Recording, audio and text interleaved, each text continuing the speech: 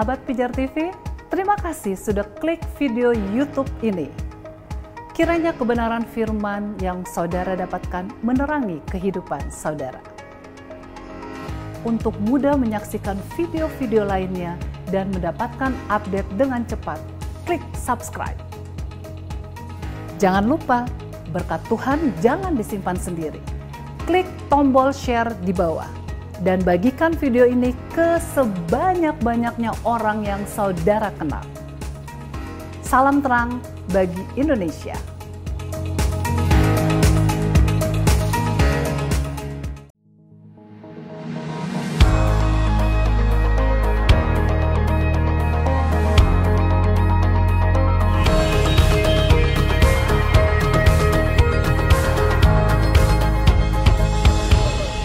Shalom sahabat pijar. Saya melihat bahwa hubungan antara orang tua dengan anak di zaman ini menjadi suatu yang sangat serius untuk kita dalami. Kenapa? Karena kemajuan teknologi bukannya membuat hubungan ini makin dekat. Justru kita melihat iblis menggunakan teknologi untuk membuat hubungan antara orang tua dan anak semakin jauh. Sebagai orang tua, kemajuan teknologi membuat mereka memiliki tanggung jawab dan PR yang semakin berat loh. Belum lagi tekanan hidup yang mengharuskan kedua orang tua harus bekerja, sehingga apa? Berkurangnya waktu kebersamaan dengan anak-anak mereka. Dampak dari rusaknya hubungan ini sudah sering kita lihat bagaimana ada anak yang membunuh orang tuanya, demikian juga sebaliknya. Hal ini sangat memprihatinkan karena kegagalan hubungan ini akan melahirkan generasi tanpa Tuhan. Atau saya sering menyebutnya sebagai generasi yang terhilang, the lost generation. Hubungan orang tua dan anak yang istimewa adalah hubungan yang sifatnya interaktif dan komunikatif. Hubungan ini adalah hubungan horizontal yang diakibatkan oleh hubungan yang vertikal yang baik dengan Tuhan. Hubungan ini dapat terjalin terus-menerus jika ada hubungan yang tidak pernah putus dengan siapa? Dengan Tuhan. Baik orang tua maupun si anak. Jadi hubungan dengan Tuhan yang mengakibatkan pengenalan akan Tuhan itulah yang menjadi dasar hubungan yang harmonis antara orang tua dengan anak. Nah, hubungan istimewa ini dinyatakan di dalam firman Tuhan di Efesus 6 ayat 1 sampai 4. Ya. Di mana Tuhan memberikan perintah kepada kedua belah pihak, yaitu kewajiban anak dan kewajiban orang tua. Ayat 1 menyatakan kewajiban anak yang harus taat kepada orang tua. Ketaatan kepada orang tua yang dimaksud adalah manifestasi dari ketaatan kepada Tuhan. Maka dikatakan, taatilah orang tuamu di dalam Tuhan. Jadi ketaatan pada orang tua ini akan membentuk satu relasi penundukan diri. Sebuah relasi di mana kita merelakan diri kita untuk mau mendengarkan orang tua, dan ada satu pengakuan terhadap sebuah otoritas yang lebih tinggi dari kita. Nah, otoritas bicara tentang karakter penyerahan diri. Penyerahan diri di sini bukan tentang otoriter, tapi sebuah penyerahan diri untuk masuk dalam sebuah perlindungan. Jadi ketaatan bukanlah berada di bawah dominasi otoritas, melainkan berada di bawah perlindungan otoritas. Di mana ketika kita keluar dari perlindungan otoritas, kita sedang membuka diri kita kepada pencobaan yang tidak semestinya. Nah, otoritas juga bicara tentang ketergantungan mutlak kepada orang tua. Ketaatan kepada orang tua merupakan gambaran relasi figuratif.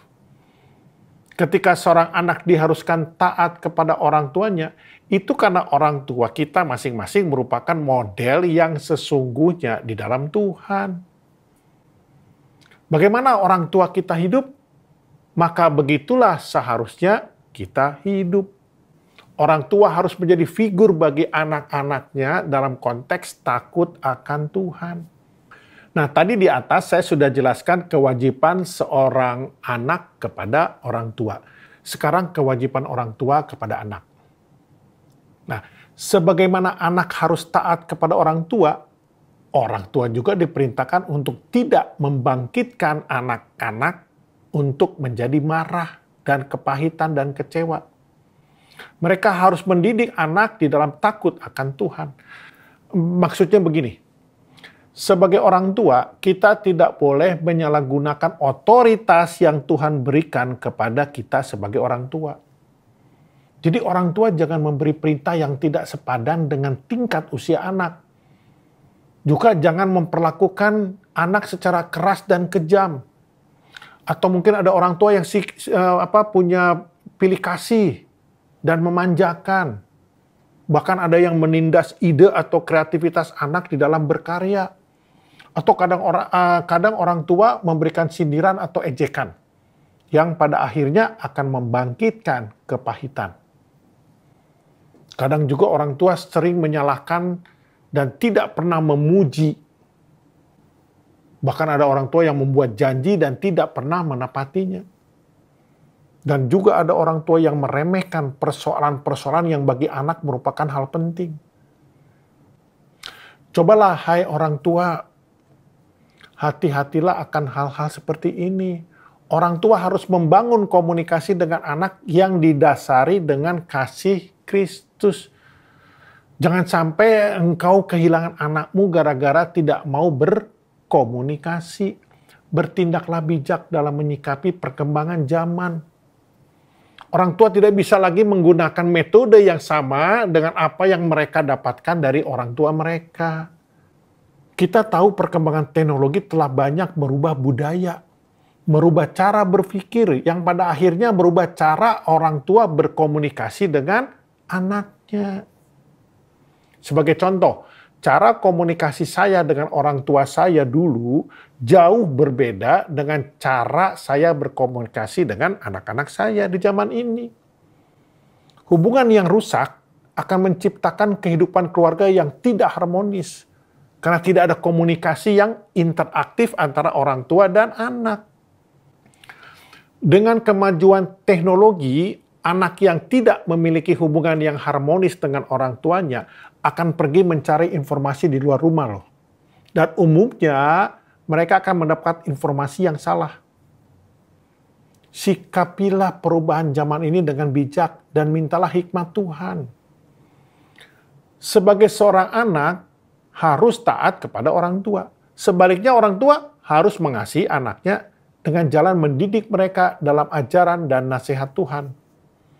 Taat dan kasih adalah dua hal yang integral. Harus diwujudkan bukan sebagai pilihan, tetapi sebagai keharusan dalam menjalankan perintah Tuhan. Taat dan kasih merupakan wujud hubungan yang istimewa dalam keluarga yang harmonis. Paling tidak akan menghasilkan beberapa hal. Di antaranya, yang pertama ya, pada waktu anak mencari solusi dari persoalannya, maka akan datang kepada orang tua untuk bertanya. Itu yang pertama. Yang kedua, anak tidak akan liar, melainkan akan stabil karena mengetahui bahwa orang tuanya bisa dijadikan tempat pengaduan. Nah, yang ketiga, orang tua tidak akan frustasi karena anak akan taat dan hormat kepada orang tua sebagai akibat dari didikan yang benar. Saudara juga harus sadar bahwa mendidik tidak lepas dari kesalahan dan kegagalan. Tapi ingat, anak-anak tidak akan menuntut orang tuanya harus sempurna, melainkan jujur. Berani mengakui kesalahan di hadapan anak sama sekali tidak menghilangkan kewibawaan kita sebagai orang tua. Malah sebaliknya, menghasilkan kepercayaan yang lebih dalam dari anak tersebut. Dengan demikian, maka akan tercipta hubungan antara anak dengan orang tua yang harmonis, Karena sebagai anak menjadikan ketaatan sebagai dasar komunikasi. Sedangkan orang tua menjadikan kasih sebagai dasar untuk berkomunikasi. Saudara terkasih, kita adalah terang bagi Indonesia. Oleh karenanya, jaga terangmu. Tuhan Yesus memberkati.